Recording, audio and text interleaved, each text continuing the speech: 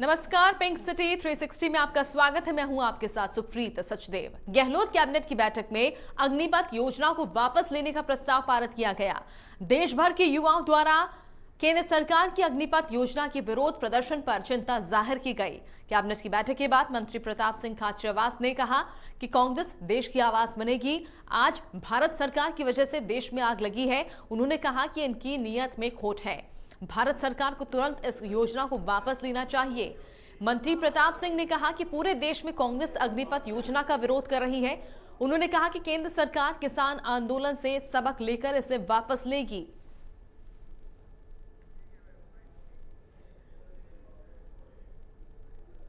से कांग्रेस देश की जनता की आवाज बनकर भारत सरकार के सामने कैबिनेट ने प्रस्ताव पास किया। मुख्यमंत्री अशोक गहलोत जी की अध्यक्षता में मीटिंग हुई और बड़ा प्रस्ताव पास किया है कि भारत सरकार देश हित में, सेना के हित में, नौजवान के हित में अग्निपथ योजना वापस ले। भारत सरकार की नीति और नियत और सोच सड़कों पर दिखाई दे रही है। ये मुद्दा सिर्फ कांग्रेस, बीजेपी, सपा, बसपा या पॉलिटिकल पार्टियों का नहीं है, ये देश से जुड़ा हुआ मुद्दा है। भारत सरकार सामने आकर इस योजना को तुरंत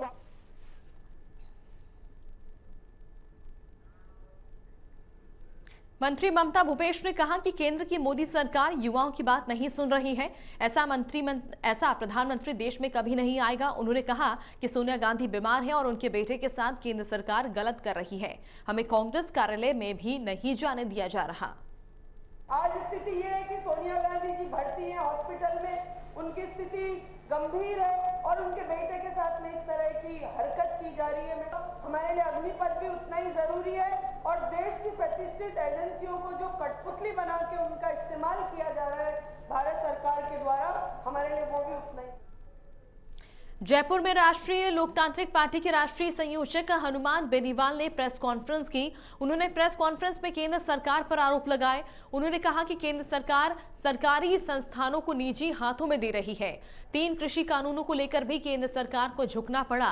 केंद्र ने पहले किसान को झुकाने की कोशिश की और अब जवान को झुकाने की कोशिश कर रही है। उन्होंने कहा कि अंग्रेजों के राज और बीजेपी के राज में कोई अंतर नहीं है। इसके साथ ही बेनीवाल ने युवाओं से हिंसक न होने की अपील की। उन्होंने आरएलपी की ओर से 27 जून को जोधपुर में प्रदर्शन करने की जानकारी दी। मैं उन नौजवानों से अपील करूंगा कि वो हिंसा का रास्ता अख्तियार नहीं करे और कई नौजवान इसके अंदर आत्महत्या भी कर चुके हैं। उनको लग रहा है कि उनका भविष्य अंधकार में। इस तरह किसान आंदोलन में प्रधानमंत्री को झुकाया था।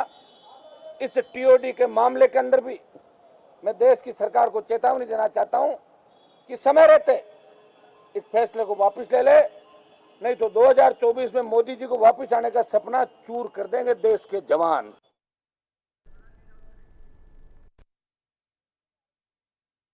सिंह ये बयान सामने आया है और आरएलपी की प्रेस कॉन्फ्रेंस में ये बातों का जिक्र किया गया। 27 जून को जोधपुर में प्रदर्शन करेगी आरएलपी।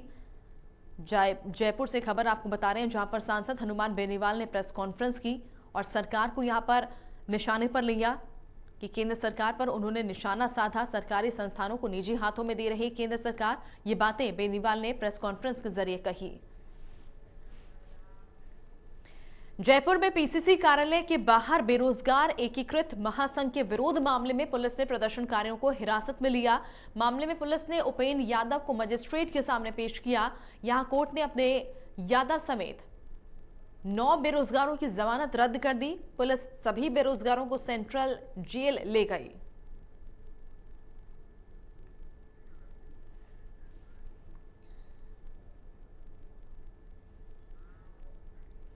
जयपुर में कोविड स्वास्थ्य सहायकों का धरना लगातार जारी है। शहीद स्मारक पर धरना दे रहे कोविड स्वास्थ्य सहायक संविदा पर रोजगार देने की मांग कर रहे हैं।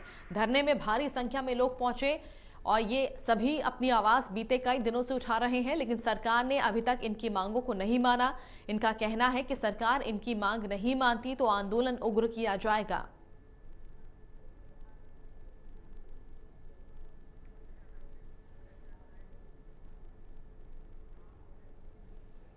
राजधानी जयपुर में राजस्थान विश्वविद्यालय में सेवानिवृत्त कर्मचारियों का धरना लगातार जारी है।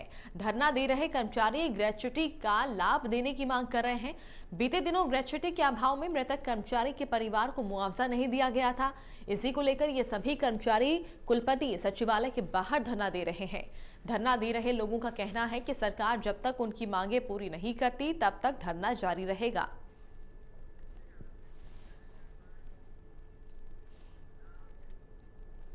जयपुर में मौसम ने करवट बदली है और उसके साथ ही आमजन को गर्मी से थोड़ी राहत मिली है, लेकिन राजस्थान विश्वविद्यालय में बारिश के बाद छात्रों को परेशानी का सामना करना पड़ रहा है। बता दें, बारिश के बाद विश्वविद्यालय के गेट पर पानी भर गया। गेट पर पानी के निकास की कोई व्यवस्था नहीं होने से विश्वविद्यालय के गेट पर पानी जमा हो रहा है। इसी के चलते विश्वविद्यालय में जाने और बाहर निकलने वाले स्टूडेंट्स को समस्या का सामना करना पड़ रहा है।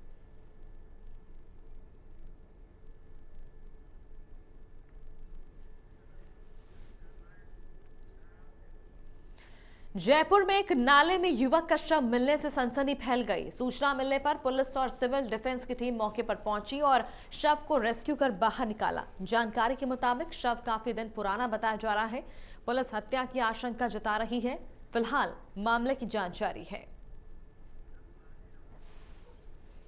तो भरतपुर का ये मामला बताया जा रहा है, जहां पर एक नाले में एक युवक की लाश मिली है और फिलहाल इस शव को लेकर पुलिस जांच पड़ताल कर रही है। शव को इस नाले से बाहर निकाला गया, रेस्क्यू यहां पर किया गया। अब पुलिस जांच पड़ताल में लगी है और ये जानने की कोशिशें यहां पर की जा रही है कि आखिर ये युवक कौन था और इसकी मौत कैसे हुई। देख सकते हैं आप तस्वीरों में किस तरह से शव को रेस्क्यू कर बाहर निकाला गया।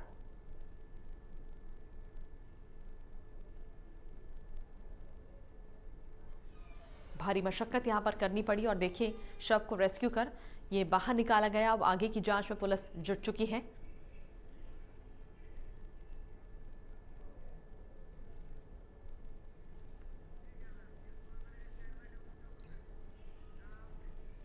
अग्निपथ को लेकर हो रहे देश प्रदेश में बवाल देखने को मिल रहा है। इस बीच केंद्रीय जांच एजेंसियों ने सभी राज्यों को अलर्ट जारी कर दिया है और कहा कि सोशल मीडिया के जरिए अफवाह फैलाकर माहौल खराब करने की साजिश है। जारी बयान में कहा गया है कि असामाजिक तत्व हर कोशिश करेंगे कानून व्यवस्था बिगाड़ने की और सरकारी प्रॉपर्टी को नुकसान पहुंचाने की। अब ये चेतावनी उस समय जारी की गई है जब देश के कई राज्यों में इस योजना का विरोध हो रहा है। देखिए जयपुर से हमारे संवाददाता विशाल शर्मा की ये खास रिपोर्ट। अग्निपथ योजना को लेकर देश और प्रदेश में बवाल कस रहा है। इस बीच सेंट्रल एजेंसियों ने राज्य सरकारों को अलर्ट जारी किया है कि सोशल मीडिया पर असामाजिक तत्व भड़काऊ बयान जारी कर रहे हैं, साथ ही यूथ को बरगला रहे हैं। ऐसे में 20 जून का जो भारत बंद का आह्वान किया गया है, इस बीच सेंट्रल एजेंसियों ने राज्य सरकार को अलर्ट किया है कि असामाजिक तत्वों पर नजर रखें। कहीं ना कहीं वो देश और प्रदेश को आग के हवाला करना चाहते हैं, सरकारी संपत्तियों को नुकसान पहुंचाना चाहते हैं। ये अलर्ट उस समय जारी किया है जब बिहार, उत्तर प्रदेश और राजस्थान में यूथ बवाल काट रहे हैं। जगह जगह अग्निकांड की घटनाएं सामने आ रही है। ऐसे में कहीं ना कहीं राज्य सरकार भी अब अलर्ट मोड पर है और सुरक्षा व्यवस्था भी चाक चौबंद करने के निर्देश जारी किए हैं। कैमरा सहयोगी निर्मल के साथ विशाल शर्मा। और यहाँ वक्त तो चला एक छोटे से ब्रेक का।